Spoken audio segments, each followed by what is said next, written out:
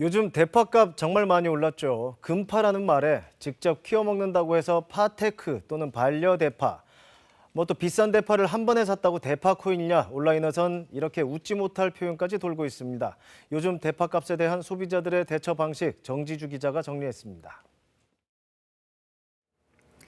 한 정육점 사장님이 올렸다는 사진입니다. 고기 사는 손님에게 파채를 덤으로 드렸었는데 이거 당분간은 드리지 못하게 됐습니다. 바삭한 치킨에 푸짐한 파채를 얻는 파닭. 치킨집 사장님들 요즘 한숨 나오게 하는 메뉴입니다. 당분간 이 메뉴를 뺄까도 싶습니다. 바로 팥값 때문입니다. 이거 올라도 정말 너무 올랐습니다. 이 대형마트 가격은 8,690원, 대파 한 단 가격입니다. 소매 가격 평균이 1kg에 7,500원이 넘었습니다. 이거 1년 전 가격이 2,000원도 안 됐었거든요. 금파라는 소리가 절로 나옵니다. 무엇보다 날씨 탓이 큽니다. 지난 여름 사상 유례 없던 장마에 태풍까지 왔었죠. 겨울에는 한파까지 덮쳤습니다. 작황이 너무 안 좋습니다. 여기에 한동안 공급이 넘쳤거든요. 가격이 폭락했습니다. 농가에서는 3년 연속 밭을 갈아엎기도 했었죠. 이렇다 보니 산지 출하량이 뚝 떨어졌습니다. 1, 2월 도매시장 반입량이 3만 6천 톤 정도거든요. 전년도 반입량이 48.8%에 불과합니다. 하지만 소비량은 줄지 않았습니다. 코로나19로 집밥 많이들 해드셨죠. 주로 한식입니다. 팥값 고공행진의 이유였습니다. 그렇다고 음식에서 파를 뺄 수도 없습니다. 소비자들의 슬기로운 이른바 대파 생활이 시작이 된 거죠. 우선은 공동구매로 뭉쳤습니다. 한 단을 여러 명이 사서 나누거나요. 아니면 도매시장 가서 일단 많이 삽니다. 그리고 냉동실에 소분을 해서 보관해서 쓰는 거죠. 또 냉동 대파를 사는 겁니다. 그래서인가요? 한 온라인 쇼핑몰 냉동 대파 판매량 지난해 같은 기간보다 57% 넘게 뛰었다는데요. 그리고 파테크입니다. 파로 하는 재테크인데요. 이거 직접 키워 먹는 게 이득이라는 얘기입니다.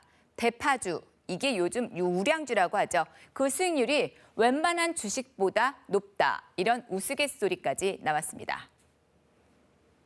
한 연예인의 SNS에 올라온 글입니다. 대파를 일시불로 샀다면서 이렇게 자랑을 했는데요.